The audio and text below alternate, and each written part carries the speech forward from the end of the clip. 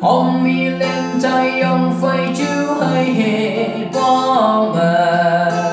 như trái em lăng sang phân xa ngô yang gì hao vui tên như cứ chữ mày lâm khâu mà Christian lon cho mẹ nhô ô đâm mà đây ông chè liên lòng đời dùng hoàn bao phây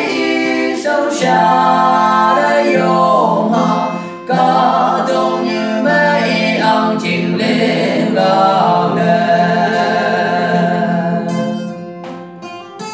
mình nhìn lên tay ông phải ở bữa ở ba lần trên mây xin ngóng hẹn bên tàu mô yang ghi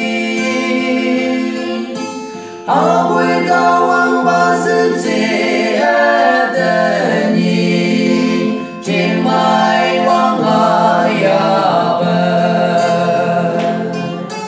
ô tâm mà đây ông chè liên lòng đời dùng hoàn bao phây sâu xa đây dùng họ